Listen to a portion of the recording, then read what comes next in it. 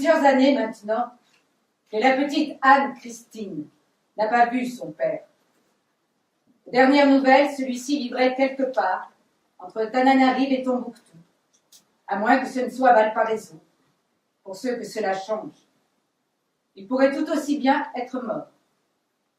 Du reste, se souvient-elle seulement encore de lui, de son visage, du son de sa voix, de l'odeur de sa peau? La dernière fois où elle l'a vu, elle s'apprêtait tout juste à fêter ses 3 ans. Bon anniversaire. Aujourd'hui, elle en a 10.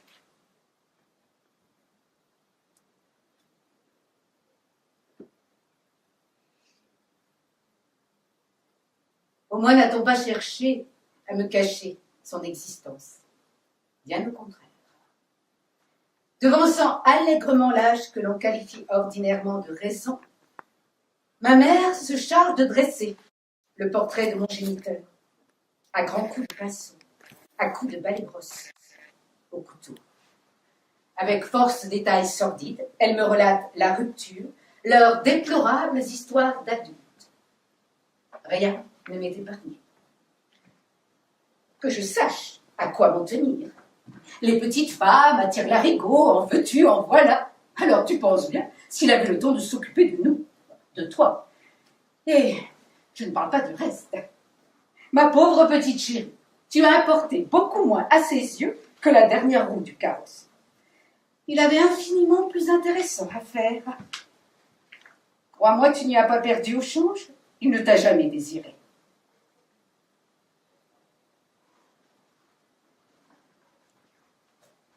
C'est tout ce que j'en saurai. Le versant heureux des choses, l'autre face de cet homme. Aux yeux de ma mère, il n'existe pas.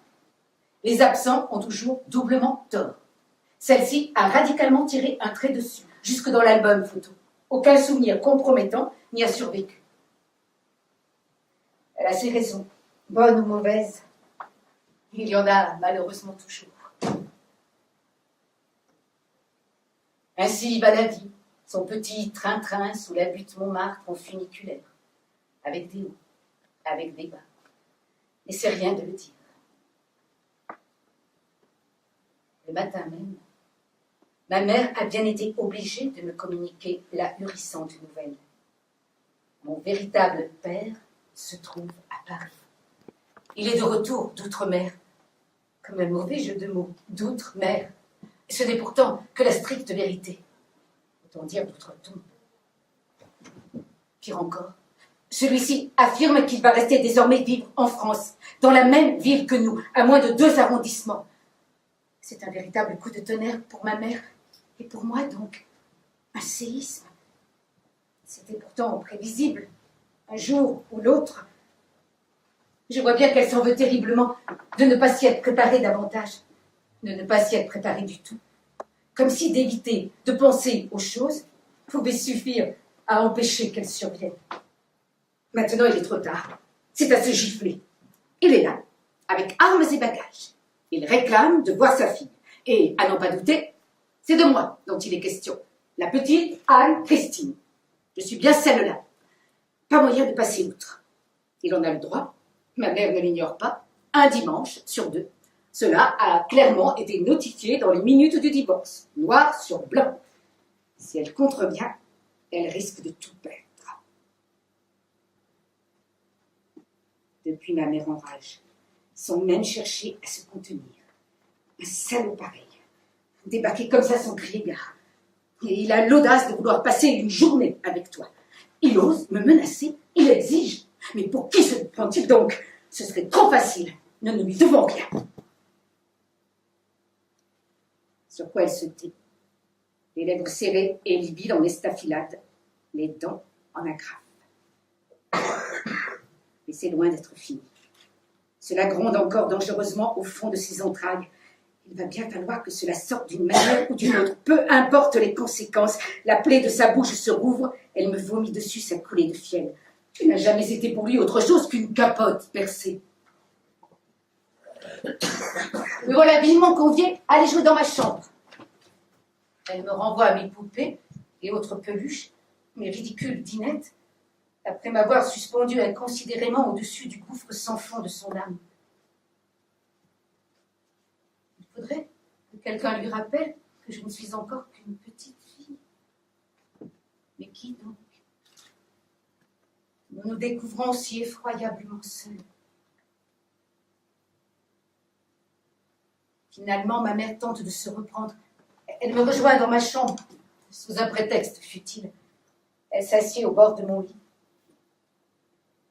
Elle voudrait bien passer la main dans mes cheveux, afin d'atténuer par une caresse ce que ces mots ont pu avoir de blessant. Mais encore une fois, elle n'y parvient pas. Quelque chose l'arrête. Malgré ses efforts, elle ne décolère pas. Ses yeux lancent toujours de furieux éclairs, d'autant plus dangereux qu'ils frappent dans le vide. Décidément, ma mère n'est plus elle-même. Ma mère ne s'appartient plus. Brutalement, j'éclate en sanglots. « Maman, maman, je ne veux pas aller avec lui. Ne laisse pas l'ogre m'emporter. » Aussitôt, ma mère me prend enfin dans ses bras, rattrapée à la gorge par sa fibre maternelle, sincèrement et profondément bouleversée. Néanmoins en proie à une secrète joie, enivrée à l'hydromel des pensées inavouables, ce terrible vin fou des cœurs meurtris. Car une part d'elle ne peut s'empêcher d'exulter à constater que du moins, sur ce terrain-là, elle a gagné la partie. J'ai choisi mon camp, le sien, indubitablement. Ma mère patrie. La tête lui entoure. Elle tient sa vengeance. Mais la vie a cela de curieux, que les tragédies se jouent rarement là où on les attend. À l'heure dite, la sonnette retentit, déchirant le silence de l'appartement. D'un coup, ma mère n'est plus aussi sûre d'elle. Elle n'est pas la seule. Chacune dans notre coin, nous blêmissons, si on faisait semblant de ne pas y être, d'avoir dû s'absenter au dernier moment. La sonnette s'impatiente. Ça ne sert à rien. Il ne lèvera pas le siège pour si peu. Il faut bien se résoudre à répondre. Ma mère ouvre la porte. Aussitôt, tout est dit, en quelque sorte. L'homme qui se tient dans le chambranle, une babiole exotique à la main, probablement plus bouclier diplomatique que véritable cadeau, se trouve être le père de la petite Anne-Christine. Du moins, il se présente comme tel, ni plus ni moins. Même si, l'une comme l'autre, mère et fille, nous faisons semblant de ne pas le reconnaître, partageant sans doute là notre dernière et aberrante complicité. Plaît-il? Malgré mes sanglots déchirants, les regards homicides de ma mère, le monstre ne fléchit pas. Il est venu pour moi. Il ne repartira pas les mains vides. Il ne renoncera pas à cause d'une simple crise de larmes. Nul doute qu'il ne se soit préparé à bien pire. Impassible, il m'entraîne fermement vers les étages inférieurs pour mieux me dévorer à son aise. Je suis sa proie. De palier plus bas, aussi brusquement que j'avais commencé à me débattre, je renonce à lutter, épuisée nerveusement. Je m'effondre. Désormais, je me laisse faire, sans plus de réaction qu'une vulgaire poupée de chiffres. Tandis que le fracas de la porte qui claque au-dessus résonne dramatiquement d'un bout à l'autre de la cage d'escalier, propagée par le diapason tordu de la rampe en fer forgé. Il donne le ton. Personne ne peut plus rien pour moi. Je me sais perdue. Le cauchemar m'emporte. Nous voici dehors. Le monstre a garé sa comète dans une rue adjacente. Ses chromes, aussi rutilants que des lames de coutelas. Dans l'intervalle, ma mère s'est précipitée à la fenêtre du salon. Et c'est précisément à ce moment-là que je l'aperçois. Son visage, déformé d'impuissance, écrasé contre la vitre. Une nouvelle vague de panique m'emporte. Je tends dérisoirement le bras libre dans sa direction, mais le monstre n'en a cure. Il presse davantage le pas. Il se veut intraitable. Il ignore la pitié. Je vois avec effroi approcher le coin de la rue. Sa gueule, d'ombre béante. Jamais plus. Je ne reverrai maman. Une ultime fois, Je lève ma bouille toute brouillée, gribouillée de morve et de larmes vers la fenêtre, découvrant à nouveau avec stupeur le visage effroyablement tordu de jouissance de ma mère, une folle furieuse méconnaissable. Et c'est comme si le froid insensible du vitrage contre la peau de ma mère passait dans mon cœur, une lame de verre.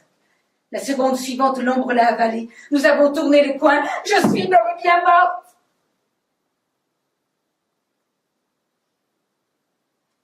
Voilà que le monstre, entre tous, abominable, fait alors une chose inouïe que je n'oublierai jamais. Faisant fi des convenances, des passants interloqués, il pose genoux à terre, en pleine rue, au lieu de se précipiter sauvagement sur moi pour me dévorer. Il entreprend d'arranger mes vêtements débraillés dans la lutte. Il a rétracté ses terribles griffes. Le voilà tout empêtré de délicatesse. Un sourire timide tempère l'arc dur de ses sourcils. Je n'y comprends plus rien, jusqu'à ses lunettes mystérieusement embuées. C'est tout mon univers qui s'écroule d'un coup. Les douloureuses certitudes. À quoi vais-je bien pouvoir me raccrocher dorénavant? Voilà même qu'il me parle, en ne cessant de me fixer au fond des yeux que je vois. Il ne me lâche pas, bien qu'à présent physiquement plus rien ne me retienne. Il a libéré mon poignet. Je pourrais parfaitement me sauver en courant et lui échapper à tout jamais. Je suis ton père. C'est exactement ce que j'ai toujours souhaité entendre sans le savoir ou sans vouloir me l'avouer. Mon père. Maintenant, l'homme se tait. Il a tout dit. Que pourrait-il ajouter de plus? Il n'y a pas de mots pour décrire ce qu'il éprouve. Du moins, il ne les connaît pas encore. Une seule question. Vais-je encore vouloir de lui? Il sait bien qu'à ma place, le voilà tout tremblant d'angoisse, suspendu à la décision d'une fillette haute comme 3 pommes, la sienne, une parfaite étrangère. Moi, le seul juge dont il est finalement prêt à accepter le verdict. Il ne se fait malheureusement guère d'illusions. Il baisse les yeux. Je ne veux pas de lui, c'est logique. Il lui faut se résoudre à admettre sa défaite. Il doit me restituer à ma mère. Déjà, son esprit a commencé à opérer un repli stratégique. Il en est à se demander de quelle manière il va pouvoir procéder pour ne pas avoir à remonter jusqu'à l'appartement. Il ne peut tout de même pas m'abandonner sur le trottoir. Contre toute attente, je me jette littéralement dans ses bras. La surprise est totale, tant pour moi que pour lui. Je n'ai surtout pas réfléchi. Je me contente de me jeter dans mon vide intérieur, dans les bras de l'inconnu. Mon père accuse le choc. Il presse doucement mon corps tremblant contre le sien. Plus rien d'autre n'existe que cette chaleur partagée. Le mouvement de la rue finit par nous ramener à la réalité. Cette fois, c'est moi qui le prends par la main, qui l'emprisonne dans ma tendre menotte. Qu'il n'aille surtout pas disparaître une seconde fois. Puis, nous nous éloignons. À quelque chose près, comme n'importe quel père et fille au monde. Ce qu'en définitive, nous sommes aussi. Plus rien ne nous distingue dans la foule anonyme de ce dimanche de septembre. Sur le coup d'une impulsion, il décide que nous déjeunerons sur un bateau-mouche. L'embarcadère de la Tour Eiffel ne se trouve qu'à quelques encolures. Ni l'un ni l'autre, nous ne l'avons jamais fait. Ce sera notre première fois, comme 2 touristes libres d'aller à leur guise dans une vie étrangère.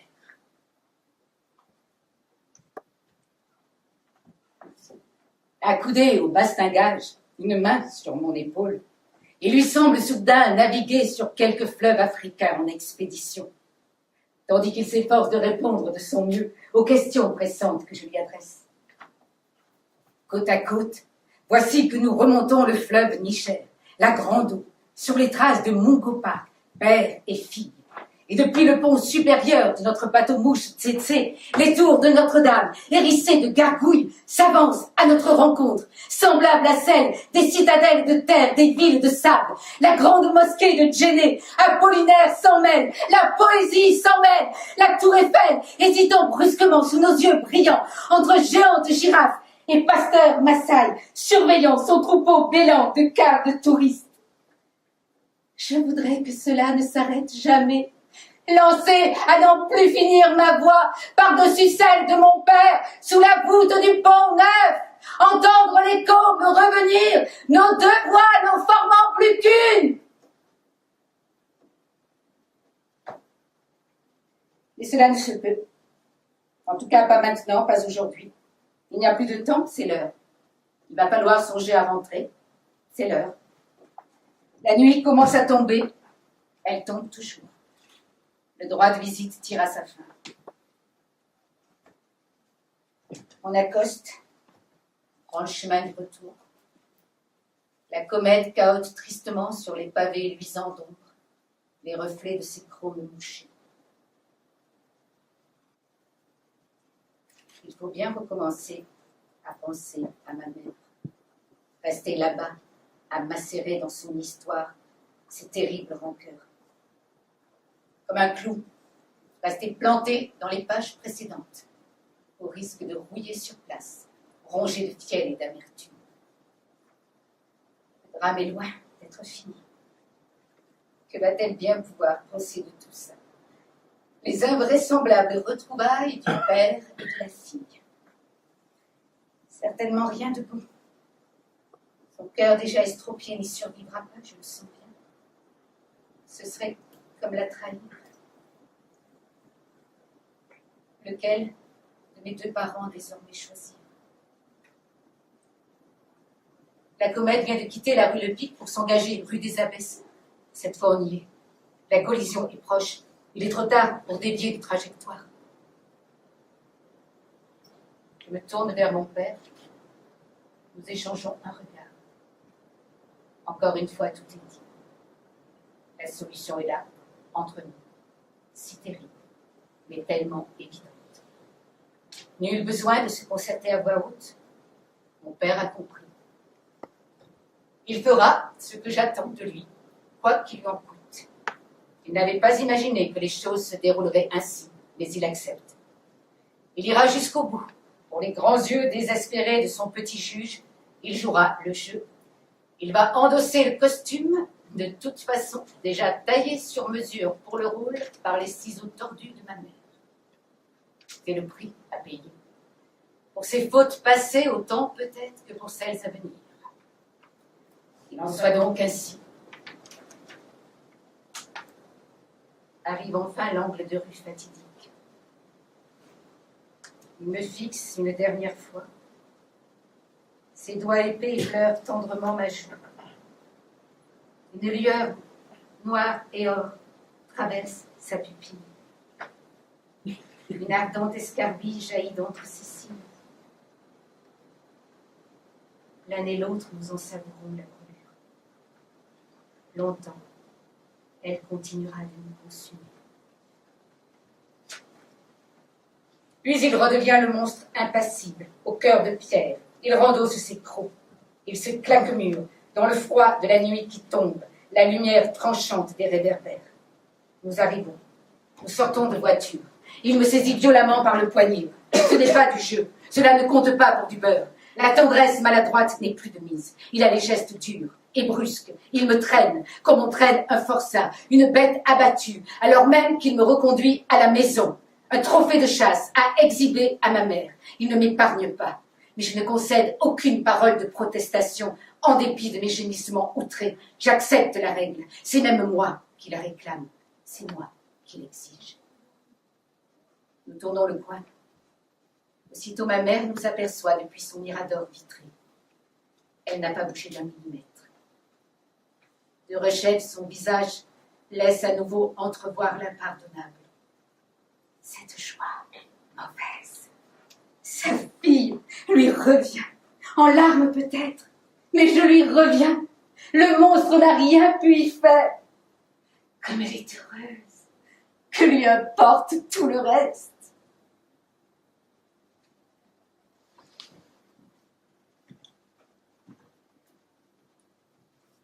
Il en sera donc désormais ainsi, un dimanche sur deux. Le drame se répétera aux sanglots près, les hurlements et les bras tendus, l'enfant qu'on arrache au sein morbide de la mère, la comédie du coin de la rue, l'abominable farce, chacun son rôle à tenir, à la grimace près. Puis l'angle tourné, la tendre embrassade, les larmes de rire pendues au cou du père, le manège du beau dimanche à son père tourner la tête, la folle connivence jusqu'à la nuit tombée, heure fatidique du retour, rue de l'impitoyable abbesse, qui déjà se précipite sur le palier, afin de presser sa fille contre sa poitrine. Ma petite chérie, mon pauvre trésor, là, je suis là, tu n'as plus rien à craindre maintenant. Et ainsi de suite, tralala, l'abominable refrain. Mois après mois, année après année, sans répit.